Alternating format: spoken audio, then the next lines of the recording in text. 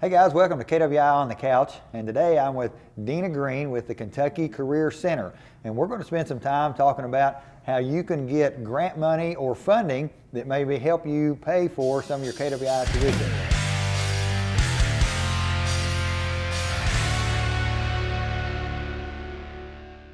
So Dena, thanks for joining us today. Well, thank you for having me. Would you like to take a few minutes and explain what your organization, the Kentucky Career Center and WIOA does? So the Kentucky Career Center is throughout the state. You're going to have different offices. I'm based in the Maysville office, and specifically as a career counselor, I work with the Workforce Innovation and Opportunity Act. And yes, that's a long title, but we abbreviate it and call it WIOA, and some people make it a word and call it WIOA because it's a lot easier to say WIOA. But it's a federal program, and it's been around for a long time, and so you're going to find it throughout the United States. But when we implement it here locally, our local workforce board is called the TNCO Workforce Development Board. So we serve actually 10 counties in Kentucky, here in the northeastern part of the state. And I mainly am working with Mason County, Fleming County, Robertson, Bracken, and Lewis are the counties I serve, but we also have 5 counties east of us. That includes Boyd, Greenup, Montgomery, Rowan, and Bath counties. So we kind of have this area covered. And we've been involved with KWI since its inception. Yeah, so going all the way back to 2015 when we opened, you guys heard about what we were doing, and we were proud to have our students, I guess if you want to call it a partnership, or get into your organization with some funding. So if I'm a student watching this, how do I go about it? What's my first step in getting with your office? Well, most people give me a call. Now, sometimes they actually stop in the Career Center, but most give me a call and just inquire. And I usually ask them some basic information about, what are you interested in doing? Where do you live? I also get an idea if they're working. There is eligibility tied to our WIOA funding, and there's a couple different ways we make individuals eligible. Either we look at their income for this past year, or we look to see if they've possibly been laid off from a job. And that's a qualifier as well if they've lost their job. So then we help retrain them. Okay. So, and we're not talking specifically for any one particular person. And I guess what I mean by that is you could be someone who's just coming out of high school, or you can be someone who's been in the workforce for 15, 20 years that needs a new career. Right. And there are a lot of young adults getting out of high school in the last year or two that it's very popular for them to go into a program like KWI. But as you said, we've also served individuals in their 30s and 40s, maybe a little bit older, that sometimes they just never thought they'd have the opportunity to do a program like this. And so they find out about our funding and and they pursue that. But generally, if they call, we would set up an appointment and have them come in and to do the paperwork. We interview them to get to know them, and because we want to see how serious they are about this. Just like the students that you enroll, you want to know that they're committed to working in the welding field, and that's very important to us. Bottom line, we're looking at, can they do the program? Do they have the ability? And are they going to work? This is a work program. That's right. And so that's why we enjoy working with you and the staff here at KWI, because we know that you're preparing students for work. Yeah.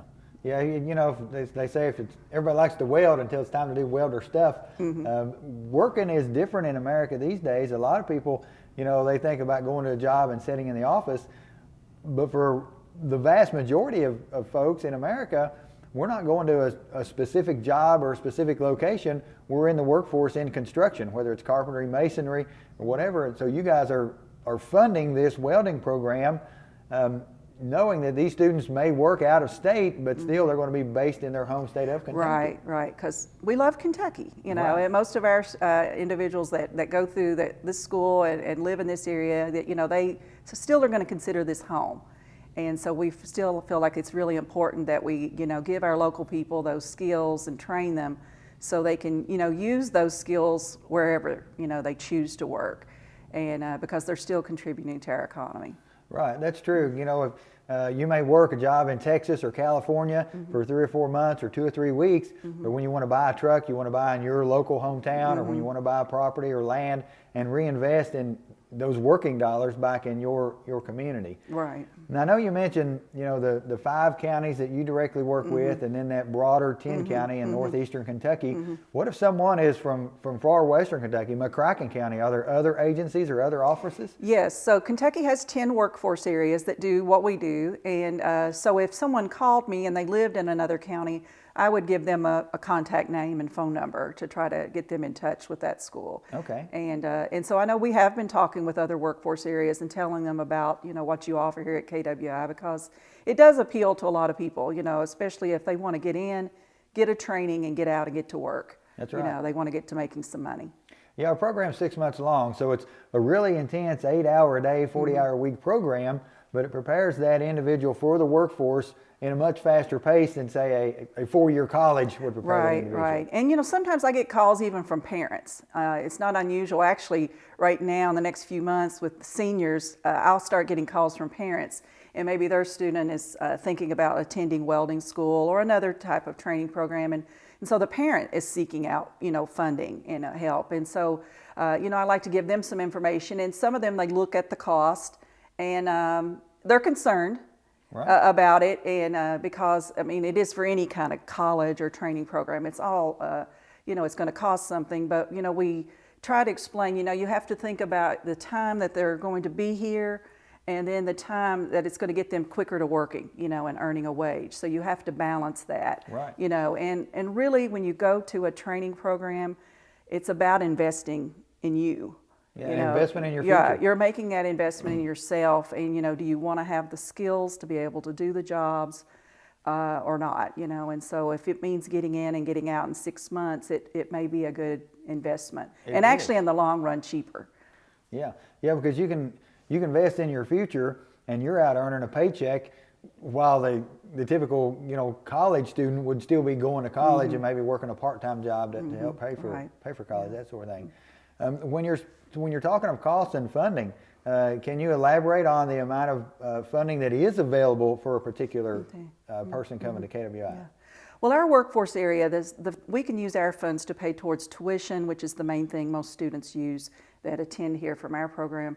But tuition is the biggie, then books, supplies that are required, and we also help with supportive services, which is like gas money and childcare. Okay. But like I said, most KWI students take advantage of the tuition assistance.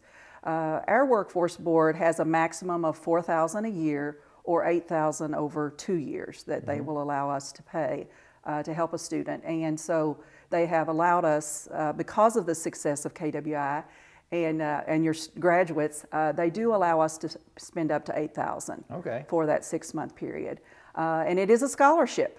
And when we say scholarship, we try to use those terms because we know most people realize you don't pay back scholarships. And so we're not going to come after them and collect money. We're not going to ask them to pay it back. Okay. We just ask that they, complete their training program, stay in school. We hope they're serious about it, that they're going to get that credential and go to work. We are going to track their employment for a year, and that makes us a little different than like other financial aid. They just give students money and that's kind of it.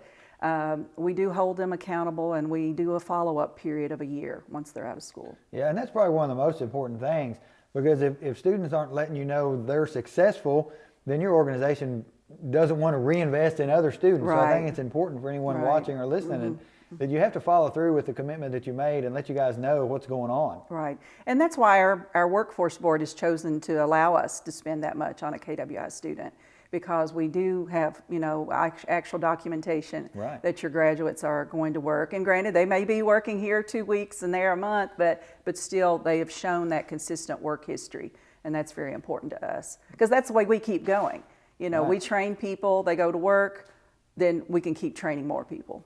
Yeah, and we've saw the success from our students, whether they were from this area of Kentucky or another area of Kentucky, and then they do invest in their community, their county. Some of those students have even returned to help out as part-time KWI staff or sometimes full-time KWI staff members here at the Institute. So it's almost like it comes full circle, and now the folks that took advantage of your program 5-6 years ago are now giving back as instructors or staff members or support help here at KWI. Right. It's great to see that you've had that kind of commitment and from your graduates, and to see them come back. Okay.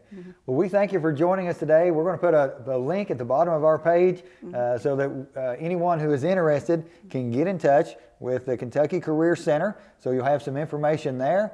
So if you're a student in Kentucky in high school and you're looking for some extra funding to help come to KWI, or if you're someone who is in the workforce, maybe your job has recently ended or you're looking for new training for a new trade, the Kentucky Career Center is the place to go. So Dena, thank you for joining us today.